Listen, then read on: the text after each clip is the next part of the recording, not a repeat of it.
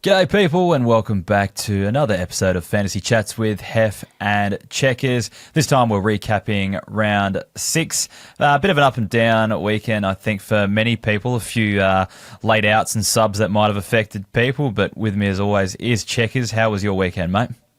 Yeah, good. I backed up Gather Round by going to 5 games of footy, so that's great. Got my voice back this week. That's probably a good thing, actually. But yeah, I watched a lot of the footy on the weekend. Again, it's 11 games in 2 weeks I've been to. So sometimes, do you ever go to the footy and feel like you're not watching the stats properly though? Like you get home, you're like, wow, that guy, I didn't see him today and he's just turned up. Or at the game, you notice some positional changes or some so you can notice like players doing some like freaky stuff like that. Sometimes I always like come home and I'll spot things like someone's pushed up on the wing or someone's floating back behind the ball or whatever it is. But then stat-wise, I much prefer to watch on TV, I think. Like when I'm rolling along at home and I can keep checking the app and going, okay, this player's flying early or flying late. And you get caught up in the fanfare a bit sometimes when you're at the footy, so a bit annoying. 100%. But I reckon if you're on the wings or whatever, you can sit in the stands, you see stuff a lot better. But if you're on the hill or behind the goals, it gets a lot harder to you don't see anything on the hill. No, I love sitting at level 4 of the MCG. That's one of my favourite spots to sit and watch. You can see all the patterns and everything. Or just, you can just see every single player in the field, which is good. Can't see anything from the hill.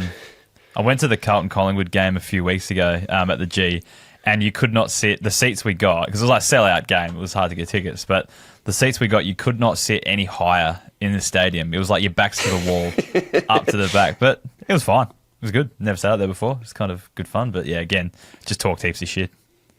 Yeah, it's been hard to follow the game along. I remember Shrey was at that game as well. I was at footy training, I missed it, but he was also back row and filming for our YouTube vlogs, and I couldn't tell any of the players that he was talking about on the field. So don't know how I'd be seeing them in real life either. If you got bad eyesight, it's the worst place to be. Yeah, well, speaking of bad eyesight, my rank and scores aren't great this week. I'm not sure if you want to look at those too closely, but how did you go on the weekend? Dropped a little bit for the first time in a few weeks. I'm at 996 overall in fantasy, so dropped off.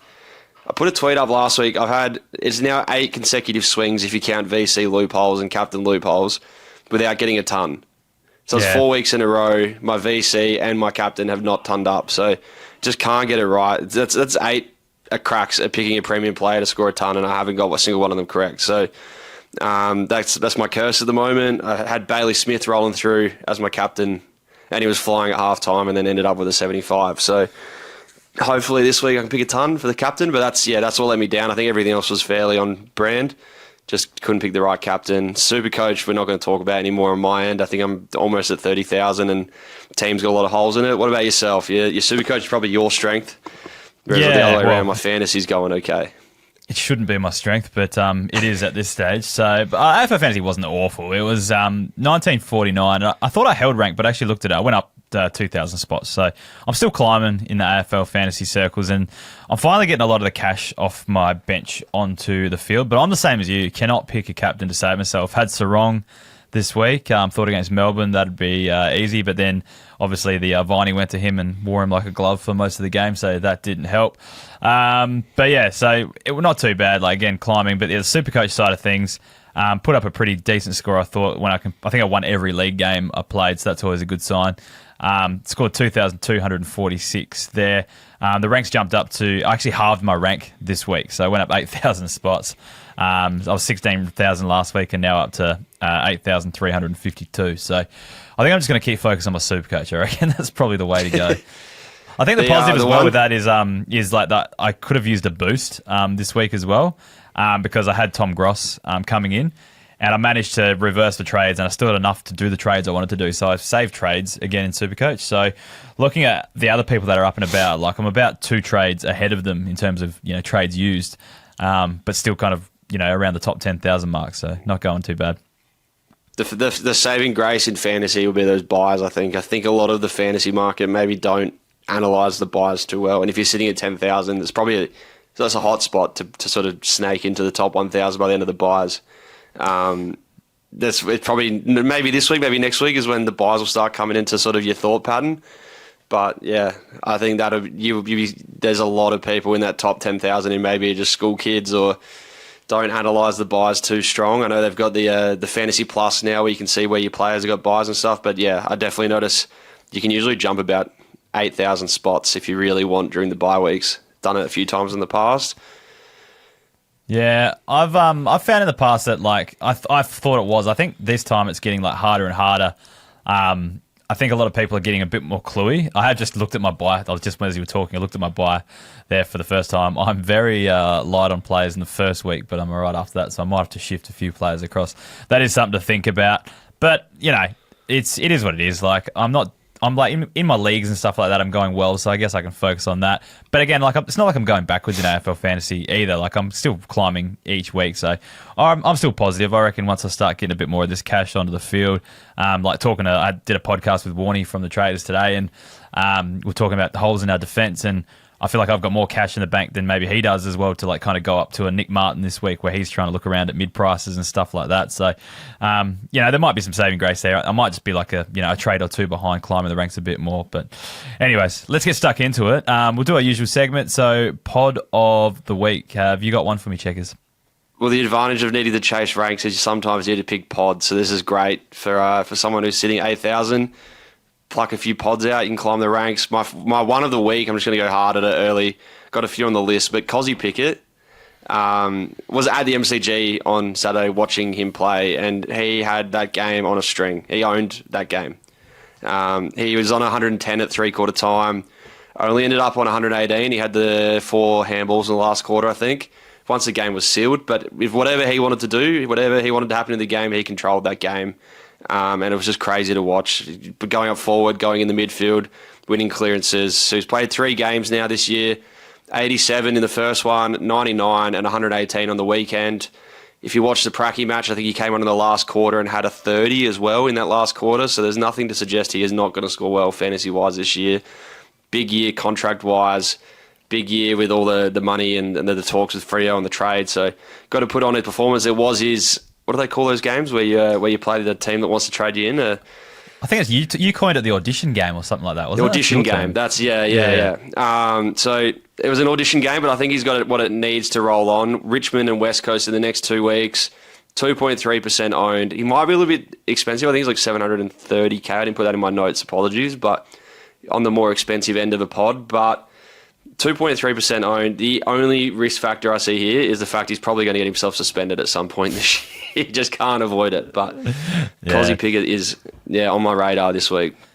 Especially with the history he's got. He does anything wrong, he's rubbed out for like 3 weeks instantly. But no, I love this pick, especially in the draft kind of space, which is where I operate most of the time.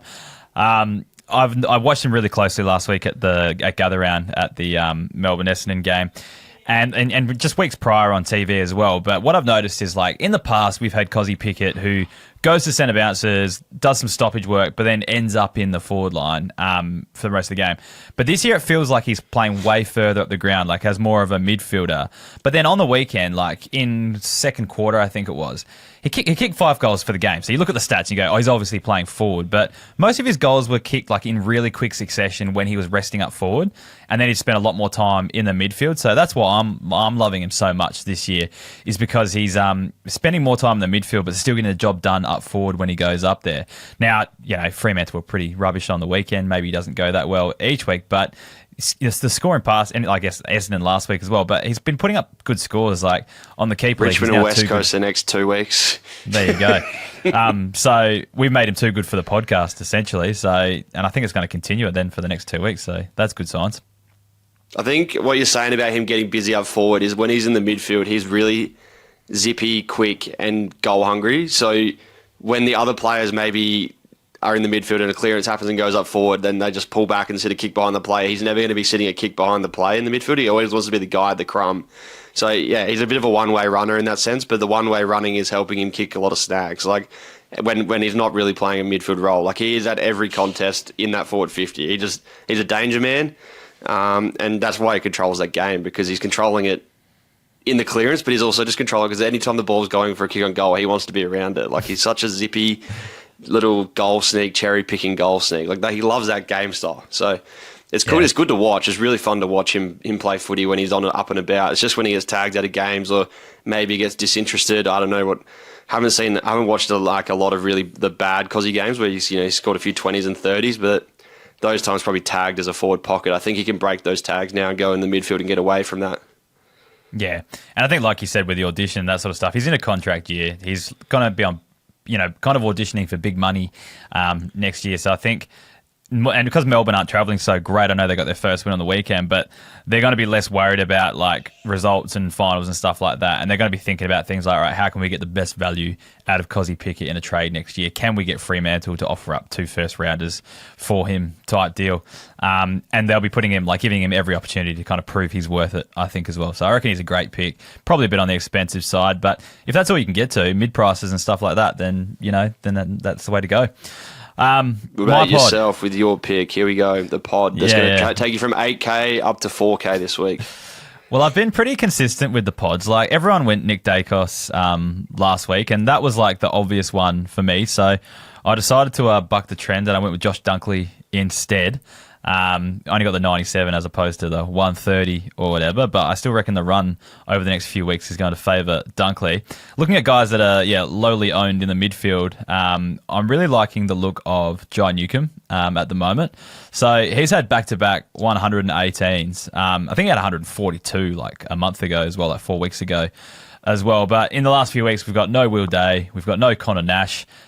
He's gone big in 2 losing games as well, which is kind of, I like to see that as well. Maybe that's because he's chasing and getting a few more tackles and stuff like that. But then his next 3 games as well are West Coast, Richmond and Melbourne, who are all leaking points to midfield as well. So I reckon it's just an absolute juicy run. And if you're looking for a midfielder that's maybe a little bit lowly owned, I think Jai Newcombe could be the man. No Will Day, no Connor Nash, and then you got Warple back, who sort of helps sometimes with the inside attention that Newcombe maybe copped in those first few weeks without Warple. So yeah, the fixture's crazy good. Kosi gets to play Richmond and West Coast, and Newcombe gets to play West Coast and Richmond. So I guess if you're going to trade in a pod and you want to feel good about yourself, you want to make sure their fixture's pretty good. Get off to a good start. So I wouldn't be trading in pods if they're coming up against, like last week I think we spoke about Butters maybe copping a tag with James Jordan. So everything is ticked there in terms of his spot in the team's not really going to be a concern with no Will Day and Connor Nash coming back in. He's always going to be the inside mid, but it's just he's got to put a bit more workload on his shoulders and really be the grunt guy. I think we've said in the past, I said Geordie Dawson does that, puts the team on his back sometimes, even against the harder matchups. And I think Jai Newcombe's one of those guys. He likes to put the midfield grunt on his back, and really, you're not going to have those games where he might slack off if they get ahead by 40 points against West Coast. He's still going to be grunting in the midfield, so that might be the thing that helps. Lots of grunt there. You mentioned Geordie Dawson. My hot take last week was that the Crows midfield is going to fall away with their run, and he put up like a 125 or something stupid on top of that. But all the other midfielders did fall away, so I'll give you that. Yeah, Geordie Dawson gets busy down back, up forward, kicks a few snags sometimes. So true. Saligo, I think, scored a 55 from memory. So that call was pretty on par. Well, it's only going to get harder, I reckon, as well with over the next few weeks for the Crows as well. Another tough midfield matchup against Fremantle this week. But my hot take for this week is I think Jason Johannesson is going to average 80 plus from here on in. So as long as he doesn't get injured, hear me out on this one. But his role is great. Like, he was an 80 plus kind of average guy last year before he got injured. On that half back line, I was a little bit worried that maybe there might be a bit of reshuffling. I thought Fraser might go back into defence with Bont coming back into the side, but didn't happen. If anything, Riley Sanders kind of suffered the most out of that. Even though he put up a 130, he probably saw the biggest decline in CBAs for that side, but still played great against the Saints, unfortunately for you, Checkers. So that role in that halfback line is pretty fruitful for the Dogs. He's really, in draft leagues and stuff like that, he's available on a lot of waiver wires because he only put up a 35 last week and was injured for so much of it. So, and I think the Dogs just look like a more scary outfit with Bont in the side. They can control the footy a little bit more. They can be a bit more concise with the way they go about the footy, knowing that he's kind of in and around to win the footy for them, kind of get on the outside. So, I reckon Jason Johannesson is a pretty good unique pick, and I reckon he's going to go 80 plus from here on. What are your thoughts? Yeah, I thought Bont maybe he did play a little bit of forward time on the weekend, but maybe that saved some grace for Fraser because they play very similar. They're tall, big-bodied inside mids. Bond's first game back from a calf injury. Playing St Kilda when you're up by 40 points, probably don't need to drive the Ferrari in the wet there and risk a re-injury. So while Bond still had like a 3-vote game, like was just running at full tilt, he did rest up forward. I wonder if maybe when they play some harder opposition, does Bont need to go back in the midfield more and Fraser does go to half-back? That's my only concern with the Johannesson call. But yeah, I mean, they shared the load. It might actually work good for the Dogs with no Sam Darcy as well to rest Bont up forward a little bit. Yeah.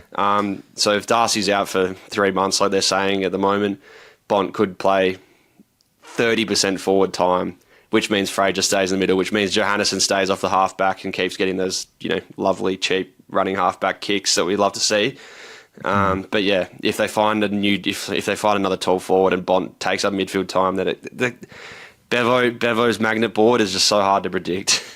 The other one on the back of that, because you mentioned Darcy, which is 100% correct, like with Bont playing up there more, probably means that, the midfield kind of stays a bit more put. But also Aaron Norton, probably going to be the biggest beneficiary. We already saw him put up like a 95, and most of his scoring came when Darcy went down. So it's probably not something I look at in the classic formats, the salary cap formats, but in your drafts, he was available on a lot of waiver wires this week. So he was one to pick up. The other one, I guess, was Todd Goldstein. That was available on lots of waiver wires. That was the most requested, I think, on keeper, just due to Draper and Bryan both being out. And then as soon as that happened, they pulled Goldstein from the VFL on Saturday, I think it was. He didn't play VFL. I saw a lot of tweets and a lot of Facebook statuses saying, load up on Goldstein for the Anzac Day medal. Okay, yes, love that. That could be a hot take. Come from the clouds. I don't think it'll happen. I think Darcy Cameron's going too good to let that one go through. But my hot take here is maybe a little bit of an interesting one because it's not about a player as such. Last week my hot take was Bont would score 120. He scored 119, so didn't quite get the hot take correct. But my one's here is about maybe can we look at fading certain players rather than thinking about bringing in point of differences? Can you play a point of difference game by fading some players? So, for example, like a lot of people I know 3-4 weeks ago traded out Jason Horne-Francis and brought in like Jack McRae. But the last 3 weeks, McRae's dished up a 75 average, so you would have been hurt close to 50 points a week, maybe if not more, via that trade, just from picking and if you faded McRae or didn't, you got to look at the matchups and things like that. So a lot of people are trading in Dacos at the moment. I'm trying to fade Dacos and hoping he has a stinker this week. But the one that I'm really want to hammer in on fading is the rookies here and making sure that you don't have the rookies or bring in the wrong rookies and things like that. So on the weekend, we had a massive rookie fall off. Kako, Moraes, Trainer, Zach Reed, O'Sullivan, and Sid Draper all put up season low scores. Obviously, Trainer and El Hawley scored 2 and -1. Trying to think, Levi Ashcroft had his second worst score of the year as well. So all these rookies are starting to play 5-6 games, which is usually when niggles start to appear and teams start to strengthen up and get their guns back. So we've seen a lot of like Butters come back into Port Adelaide, and I'm trying to think of the other teams that have Bonts come back into Bulldogs. So you get these, a few of those preseason injuries back, strengthen up your side, and the rookies maybe fall off. So fading rookies on your field is a big one, but also just looking at the fixtures. My hot take this week is we'll see another rookie fall off. But my other hot take is just trying to find some players to fade. So yeah, I don't mind that call. Like, the classic example was this week. Like, I had Zach Reed on field. Just my only other options were Finn O'Sullivan and Trainer as well. And I had Zach Reed on field, just not even thinking about it. Just had him sitting there and not realising he played that early and kind of forgot to switch him out. But then, like, as it turned out, I worked out like 36 points better off than those who had Trainer on field, because by the time it got to that game, they couldn't get him off the field, type thing as well. So sometimes like luck will have you, but I reckon that was like a 30-point bump over a lot of the competition. Like, and it's probably the reason why I went up 2,000 spots instead of going back 2,000 spots, just from the luck of the draw like that. But I 100% agree with that. That's my my lookout this week is who's my weakest player on field. And how do I kind of adjust that to another player? So I guess this kind of leads on to my trade plans for the week as well. With that, like, I'm trying to get Zach Reed off my field, or just that last rookie spot. It's either got to be Trainer, O'Sullivan, or Reed, and that's probably the weakest place on my field. So yeah, the idea is this week I'm going to go try to go someone like Sam Davidson down just to free up some cash. And then because Luke Trainer's cash gen is going to dry up, given that his break even is going to be 58 this week, I'm just going to swap him straight for Nick Martin in my defence. So then I'm getting rookie off the ground, just like you said. And then I'll be able to put someone like Ryan Marich to cover Sam Davidson in the forward line. And then I may just have to bring like Xavier Lindsay onto the field or something like that. But I think most people are running with him on their field anyway. And then that just gets me that Nick Martin up. It's DPP as well, like defender forward. I can kind of swing him around as I need to. And that should keep me kind of in good stead for the buys and stuff like that as well, I reckon. So that's my trade plan for the week. What are your thoughts on that? Yeah, no, I that's the whole thing I'm trying to, I probably haven't worded it the best, but the hot take is trying to work out to fade the rookies or to fade, make sure when you're picking in the premium. I see a lot of people still doing sideways trades, and it's like round 7 this coming week. And sideways trades were great when we had those few bye weeks and we could afford to play a few rookies. But then if you're still sideways trading now and banking on a trainer to dish out a 60 or a Zach Reid to dish out a 60, it's really hurting when they dish out the 2 that happen on the weekend. 100%. It's really, really hurting. And your sideways trade... -1 if you're Sardell Hawley as well. Exactly, which could cost, that's a 60-point difference on just having a mid-pricer or not, if you manage to play the one rookie up, one rookie down game instead of the 2 sideways trades, then it's going to really... It's a massive difference. Like 50, 60 points is like a couple thousand ranks really in the scheme of things, depending where you are in the system rankings. So... especially if the whole comp, like you said, most of the comp would have had one of Trainer, one of Zach Reid or El Hawley on field. Like they would have just had to cop that because that's what everyone's been running in their setup.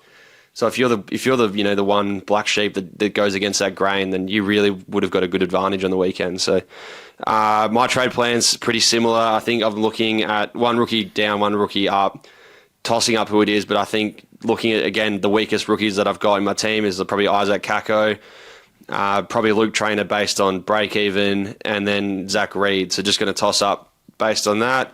Zach Reid, I think I'll hold for one more week just because we saw him go into the ruck when Draper went down. Goldstein's obviously going to come in, but what happens if Anzac Day is a bit of a crazy day for Essendon? First game ruckman blowing up Paddy Ryder back in the day. So I'm just praying Zach Reid maybe just has a blinder. I'm happy to roll in one more week. Yep. See if something crazy happens there.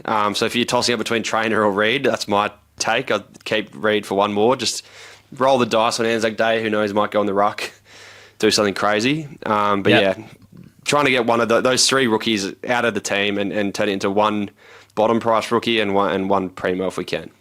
Yeah, that's 100% like the way it should be. One up, one down, probably up until buys, and then you can start kind of reshuffling and structuring and stuff like that. I think everyone's aim at the moment should just be get your rookies off the ground as quickly as possible.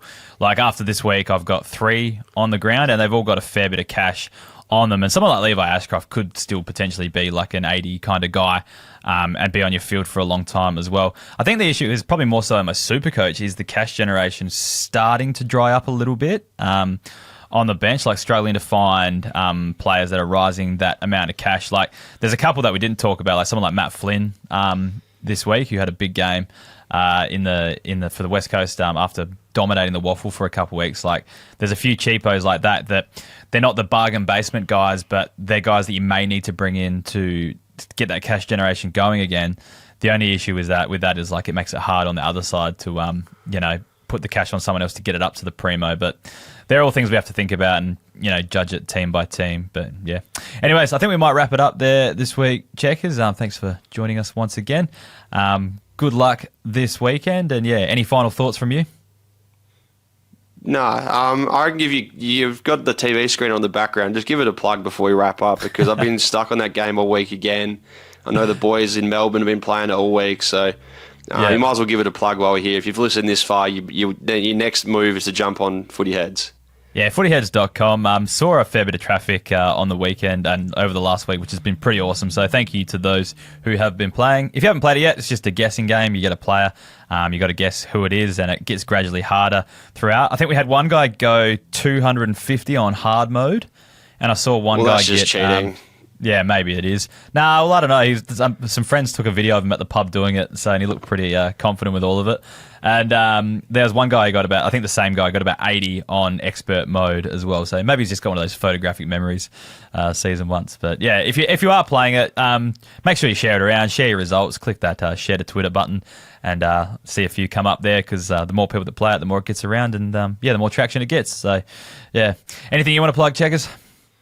Nah, just another big week of footy. Back to Div 12 Resies this week. I haven't played for 2 weeks, so get away from the MCG for a day and chase the footy around myself a little bit. So just keen for that. Yeah. Well, I'm actually making the comeback in a couple of weeks, potentially, to some Div 7 footy here in Adelaide. So, well, C7 footy in Adelaide. So we might have to have some weekly updates on that. The mighty C7. Yeah. That's where I cut my teeth back in the day, the mighty C7 leagues.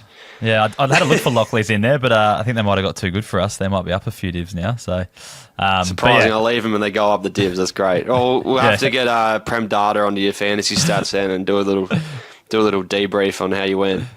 Yeah, we'll have to have a look. I'm not expecting anything too good. I still have to get a game first, but after I run this marathon I've got coming up in a couple of weeks, then I'll have a crack at footy again. So we'll see how we go. Anyways, thanks for watching again this week, and we'll talk to you soon.